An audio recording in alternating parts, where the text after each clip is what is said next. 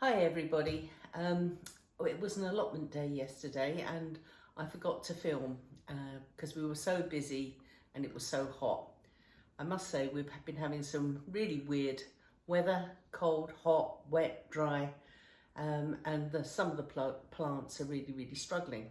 But we had a good day yesterday, so rather than losing everything from the filming that I didn't do yesterday, I thought I would share with you the crops that I've actually managed to bring home. So first of all, a red cabbage, and you can see that some of it's been cut off because we're going to be sharing this with friends and family through the day, so I'm going to be sharing out portions, but someone's already had a bit of the cabbage. So we brought home a nice red cabbage and a cauliflower, and again the same person had a chunk of the cauliflower, but that's been brought home. We have a whole load of dwarf beans, which this batch is near the end of the season, but we've got another sowing that will be coming online very shortly. And this is from a second sowing of what they call, I don't know why they call them gourmet beans, but these are flat beans, which are very delicious. And I must say that our runner beans have turned very stringy and not very pleasant, and that's due to the dry weather. And I'm beginning to think that maybe we won't grow runner beans so early in the year, but leave it much later, because I've got a second sowing that's coming along. We've got some small beans on them, and I think that they will be much more tender. Whereas these beans aren't stringy at all, and they're very delicious. So it may well be that we'll start off with these flat beans earlier on in the year. They're delicious, and I don't know why they're so expensive in the shop, and they call them gourmet beans, but that's something we're going to look into for next year. I also brought some sweet corn back for us for tea. There's still quite a few more on the plants on the site. I think they're not as nice as last year, and a lot of people are complaining because the squirrels are all eating them. And I did see, as I was picking these, a squirrel stealing a sweet corn from another plot, stripping it there and then and running with it in its mouth. So beware of your sweet corn. Those little squidgels are after them. And then I brought home a load of leeks. These ones I started off earlier on in the year, and they're really good. We've got a little bit of damage, but not a lot, I think, and not on all of them. So we're getting a little bit of damage.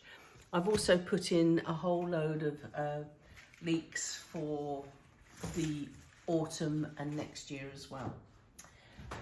And in here we have the courgettes that I picked, and some of them are somewhat larger, which isn't ideal.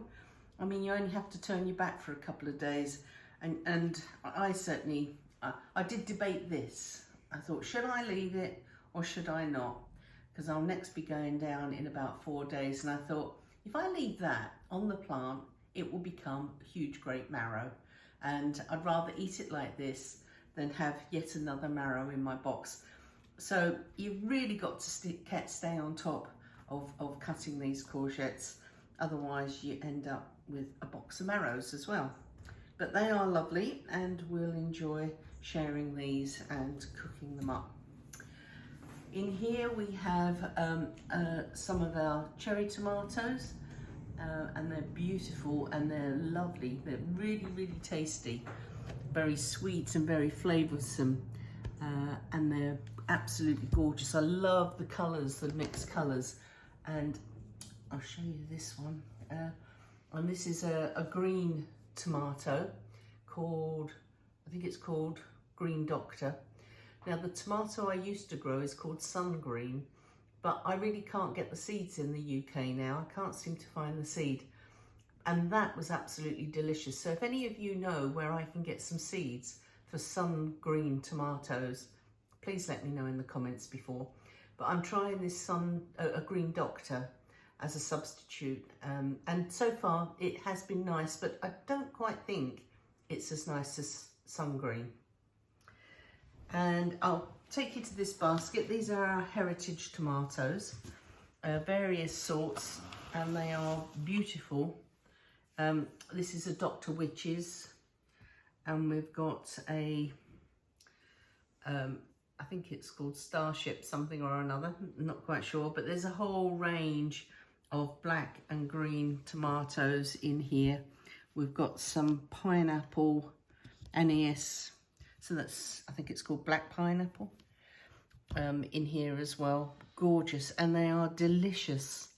Now the problem is when you're spoiled with these heritage tomatoes and these beautiful cherry tomatoes, the box of red tomatoes don't quite make it. They're just not, and it may well be that I haven't found a really good red variety type tomato. So we've been making a lot of sauce and soup with the red ones and enjoying eating the heritage and the cherry tomatoes. But you can see some of them are absolutely ginormous. And you know, maybe you guys might have or can suggest a really nice tasty red tomato that we could try and grow for next year. But these will end up either in sandwiches, or we'll make some more paste or some more soup. But some of our friends really enjoy them, so those who do will be getting these, but I'm afraid for us, we're spoiled. And in here we've got this year's second sowing of fennel, and you can see they are absolutely gorgeous fennel, and I know a couple of our friends have said that they want some. And this year I'd like to try preserving them, and what the Americans call canning, but really they're in jars in some water. So I'm going to try that with these. We do that with the dwarf beans, but I haven't tried it with fennel, so it'll be a first time, because we just get too much fennel all in one go. But I'm very pleased with those. And in this bucket I brought home some carrots of varying shapes and sizes, and I'm very, very pleased with these. Now these I put in something like, I think I sowed these in February or March, probably March, because it was really, really cold in February, so I think it may have been March, and covered them, and have only just sort of started picking them. So there's some nice carrots here, and what I like is no carrot fly. They're really clean, nice carrots, because most years I get carrot fly, but I'm determined this year to get some nice ones. And then in this bucket, our last bucket, we brought home some beetroot, and we grow multicoloured beetroot. So we've got the orange one. Is that the orange one, or is that a stripy one? It could be a stripy one, and that could be the orange one. I'm not sure. We grow an orange one as well as a stripy one. Hang on a minute, maybe this is the orange one here. That's more orangey. So an orange one, a stripy one, a red one, and a white beetroot. And all of them are really strong. All of them are really sweet. But I think possibly my preference is the orange beetroots. So I'm very pleased with that. This is a second sowing, so we've already been eating beetroot, and there's more in for the rest of the year. So this has been our crop, which I'm extremely pleased with. I'm sorry I didn't video it yesterday when we were cropping them, but I hope that you like to see what we've been able to bring home.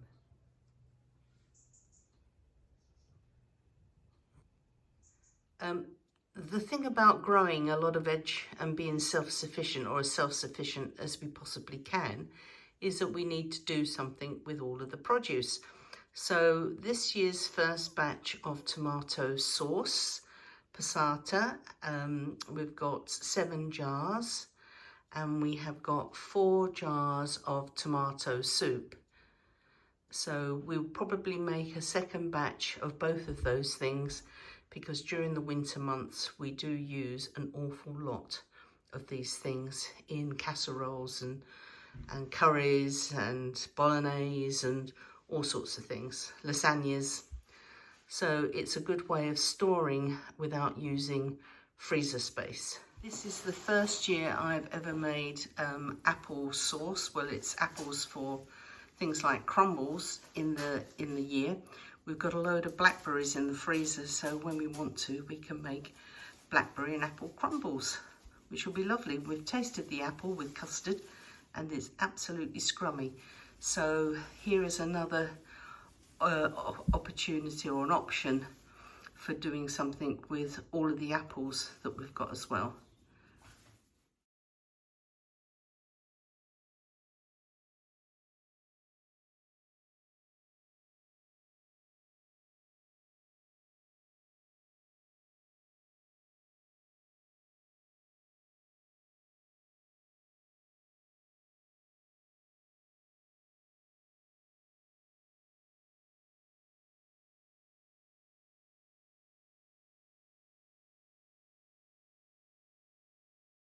I'm in the greenhouse at home, just looking at what I'm going to be planting for the autumn and winter.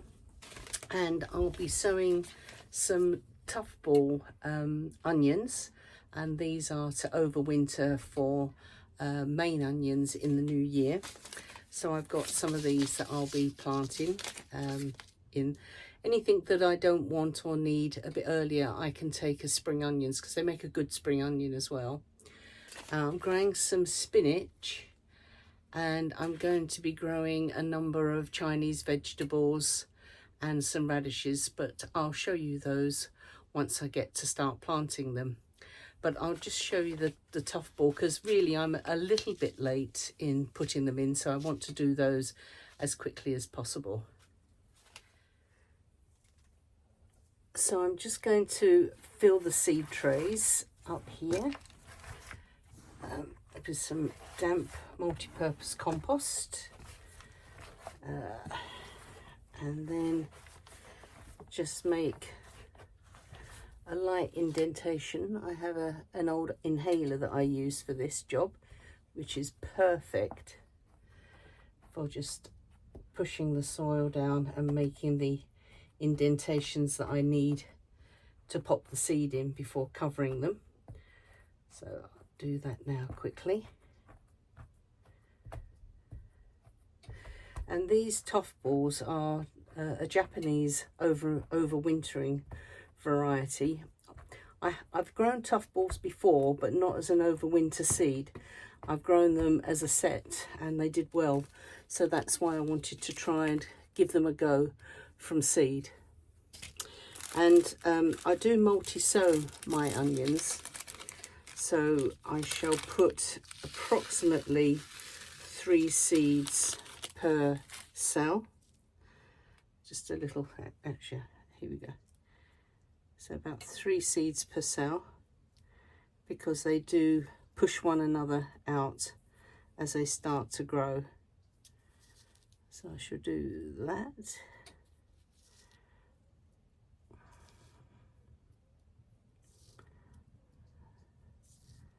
And I found this multi-sowing method very successful with onions that I sow in January. And there's been no effect really on the onions themselves. Some may be a little bit smaller than if you'd left them as 1 seed per station, but really we're not wanting very big onions for the kitchen. We just want some varying medium size to small onions for the kitchen use anyway. So this works perfectly, plus the fact that you get more onions in the space. So if you're limited for space, then this is a really good way of increasing the amount of crop you have in a space. You could even probably give this a go in some pots, or even a box or something. But I shall pop these in. I'll open the other packet and finish these off. So I'll just finish this seed tray off.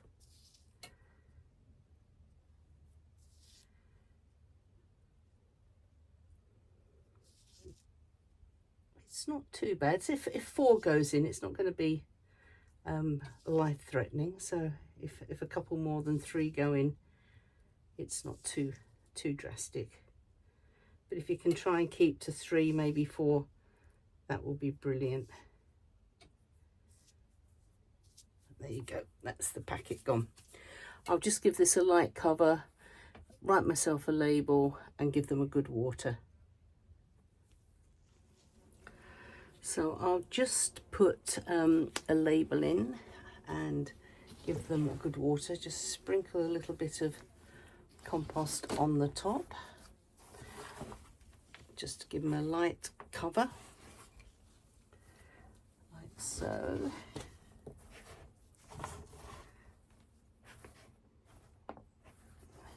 There you go. Pop a label in and give them a good water.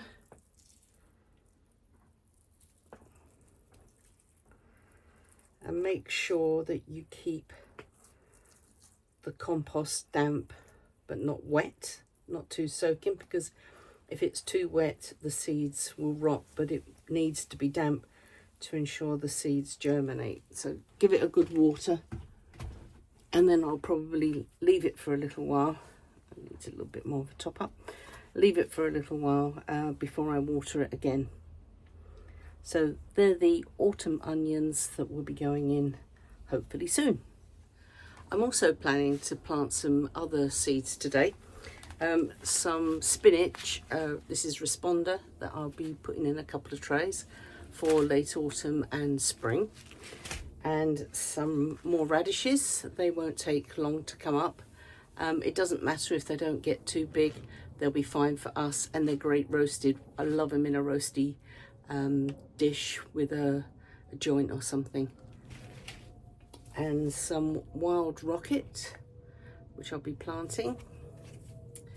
Some winter parsley, or I think they call this miner's lettuce is another name for it. And you get the green and you get a yellow one. But I just checked my seed box and I ran out of the yellow one, so I must put that on my list to buy for next year. And this is great because it adds a little bit of crunch and oh, excuse me, a little bit of crunch in the salads during the winter when there's not a lot of salad stuff around. So that's quite good. And lamb's lettuce as well, which is another one of those ones that is a lovely added bonus in the salad or raw green department. I'm almost going to do a range of Chinese vegetables, and this one is bok choy and joy choy, and I've got some pak choy somewhere, but I couldn't find the seeds, so when I finished sowing these seeds I'll go and find them and pop those in as well. And I'm going to do a last sowing of some salad onions, some spring onions called guardsmen, and these might go in the greenhouse for overwintering, and that way we'll get some nice spring onions in the spring, and might even get a few before it gets too cold. And another tray of turnips, and these are Tokyo Cross, which are the small white ones that are quite sweet. They're lovely, and a friend of ours loves the tops, so she eats the tops and we eat the bottoms. And again, it's great in a mixed tray of roasted vegetables. So I'm going to do another tray of these to pop outside. And while I was going through my seeds, I found this very unusual red Mizuna, which I sent off for it from the States.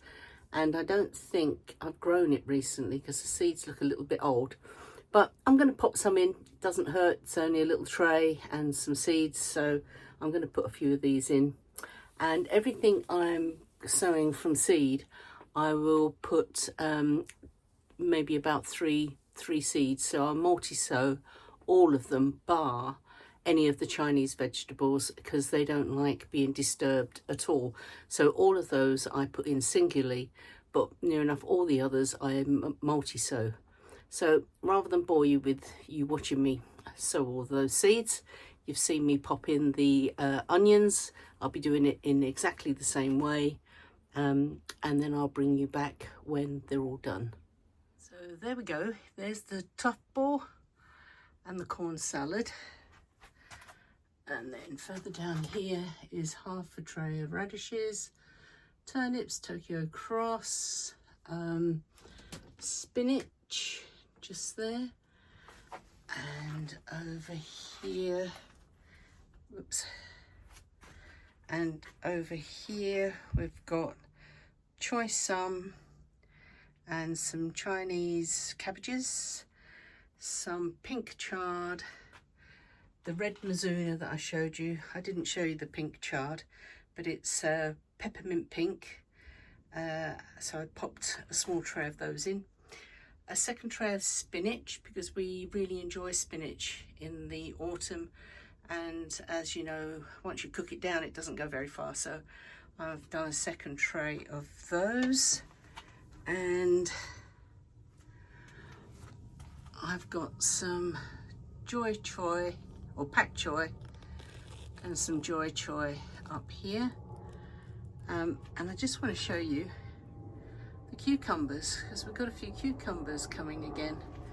But they originally all kind of dropped off like that. So, and then all of a sudden it produced some little cucumbers. So I've tied it back up again. I really don't understand why. Sometimes you get this branch and it looks like you've got these wonderful cucumbers, and the next thing is they all shrivel up and die, and then you get another burst. I don't think it's the watering or the feeding. I just think it's one of those things that cucumbers do. But I'm very grateful, because I shall take these 2 cucumbers and enjoy them over the weekend.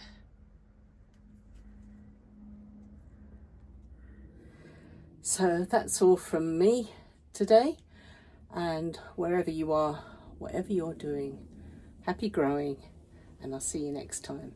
Oh, don't forget, please subscribe, give us a thumbs up, and add any comments that you'd like below. Thanks a lot. See you again. Bye.